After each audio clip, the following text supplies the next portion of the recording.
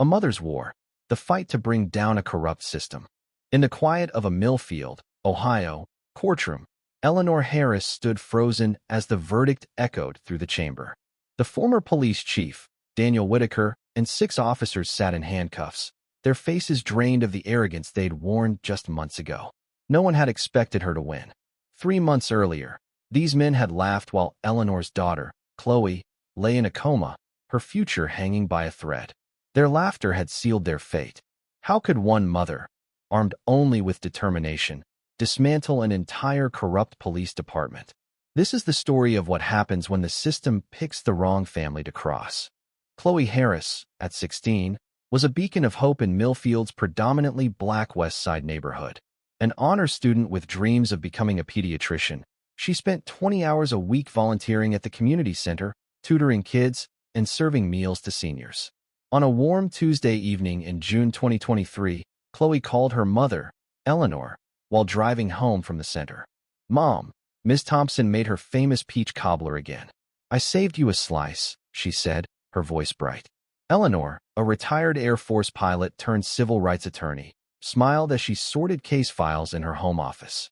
A single mother since Chloe's father died in a construction accident when Chloe was 7, Eleanor had raised her daughter with fierce love and unyielding discipline. The call took a sharp turn when Chloe said, "Mom, I'm getting pulled over. I don't know why." Eleanor's instincts, honed from years in combat zones and courtrooms, kicked in. "Keep your hands visible, stay calm, and know your rights," she instructed. Through the phone, Eleanor heard Chloe lower her window and a gruff voice demand, "License and registration." Chloe asked politely, "May I ask why I'm being stopped, officer?" The response was cold, broken taillight. "License." Now, Chloe's confusion was audible. "But my car was inspected last week." Then, chaos erupted. A second officer approached, and Eleanor heard Chloe whisper, "I'm recording this, Mom." The situation spiraled as Officer Michael Sullivan barked, "What do you think you're doing?" And Officer Patrick Hayes yanked open Chloe's door, shouting, "Out of the car now." Eleanor's heart pounded as she grabbed her keys and sped toward West Side. She heard scuffling, Chloe's protests, then a scream. "Mom, they're hurting me." The sickening sound of blows followed, Chloe's cries fading into silence. It took 23 agonizing minutes for paramedics to arrive later. Eleanor would learn the dispatcher had delayed the call. In the ER, doctors rushed Chloe into surgery to relieve brain pressure from multiple skull impacts. "We're inducing a coma to control the swelling," the neurosurgeon explained. As Chloe was wheeled away, Eleanor overheard Sullivan and Hayes in the hallway, laughing. "Dropped like a sack of bricks," Sullivan chuckled. "One less troublemaker for West Side," Hayes replied.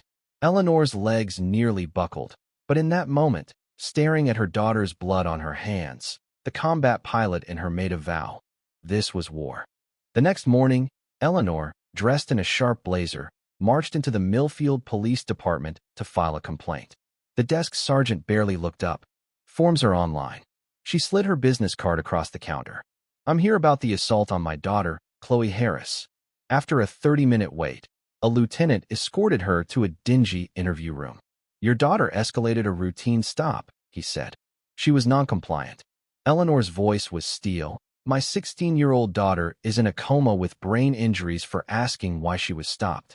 I want charges filed against Sullivan and Hayes." The lieutenant smirked. "That's not how this works." Police Chief Whitaker claimed dashcam footage showed Chloe's resistance, but when Eleanor demanded to see it, he cited technical issues. The district attorney, Edward Larson, dodged her for days, finally dismissing her with, "The evidence doesn't support charges." Local news ran a story headlined, "Teen injured after resisting arrest," smearing Chloe with lies about gang ties and a confrontational attitude. Eleanor's insurance company questioned coverage, citing Chloe's potential crime. Her law firm partners urged a leave of absence, hinting at conflicts with city clients.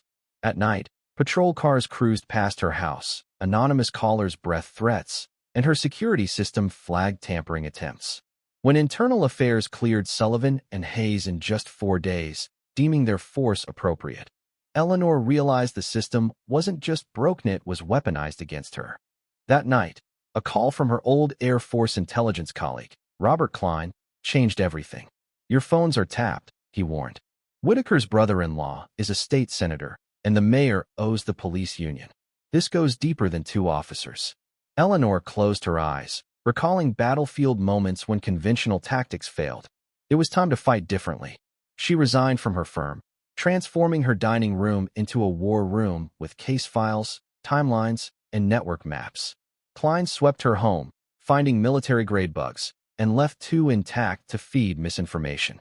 With encrypted channels and dead drops, Eleanor built a team. Klein, cybersecurity expert Lisa Torres, and retired tactical officer David Marshall, loyal allies from her military days. Eleanor's first ally within the system was Detective Angela Carter, Millfield's only black female detective, who'd filed complaints against Sullivan and Hayes, all dismissed. At a coffee shop, Carter dropped a napkin with a time and address, leading Eleanor to Pastor Samuel Reed's church basement. Carter whispered, "Delaney and Hayes have 27 excessive force complaints, all buried. The dashcam from Chloe's arrest? It's not corrupted. Whitaker hid it." Pastor Reed offered his church as a safe haven, saying, "What happened to Chloe has happened to dozens of our kids, just not to someone with a mother like you." Through Reed, Eleanor met journalist Rachel Lee, who'd tracked police misconduct statewide. Lee's data showed black drivers in West Side were 7 times more likely to face force than white drivers elsewhere.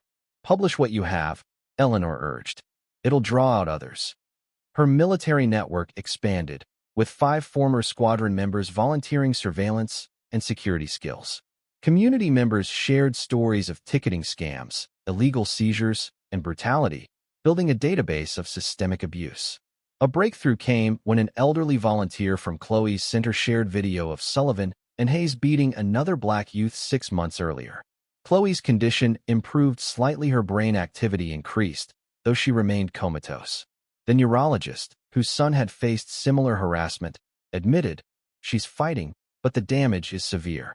Lee's article, "Policing for Profit," exposed Millfield's racial targeting, sparking outrage. Anonymous emails arrived, revealing department orders to discredit Chloe and intimidate witnesses. Klein uncovered financial ties between Whitaker and Mayor Thomas Bradley, with seized properties funneled to developers linked to Bradley's donors. This wasn't just about 2 officers, it was a criminal enterprise. When Eleanor was arrested on trumped-up charges of evidence tampering, the department miscalculated. In jail, she met other victims, their stories mirroring Chloe's.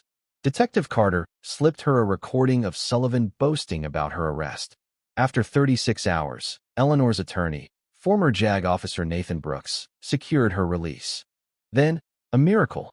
Chloe woke after 18 days, disoriented but aware. "They were so angry when I asked why," she slurred, her testimony contradicting the officer's lies.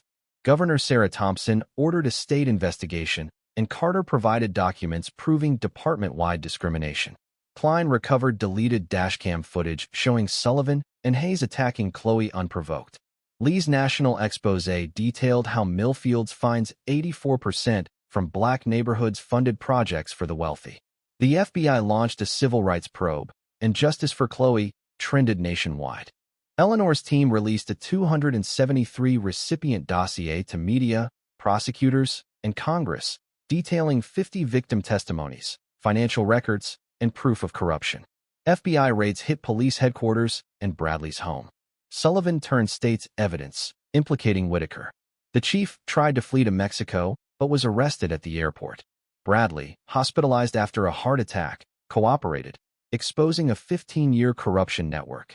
The grand jury indicted 23 officers, 9 city officials, and others for racketeering, bribery, and civil rights violations. On April 14, 2024, the jury delivered guilty verdicts. Whitaker got 27 years, Sullivan and Hayes, 15 and 12. A consent decree reformed Millfield's police under court oversight, mandating civilian review and equitable policies. Chloe, now in college studying law, spoke at a rally. "They tried to silence me for asking questions. I'll never stop." Eleanor led a state accountability commission, and Carter became Millfield's first black female chief. Chloe's law removed qualified immunity for rights violations, spreading regionally. Millfield's transformation inspired victims nationwide to speak out, proving one mother's war could spark a revolution. What would you do if injustice struck someone you love? Have you faced violence or corruption and felt powerless or fought back? Share your thoughts below. Should corrupt systems be torn down or reformed? Your voice matters. Let's debate what justice demands.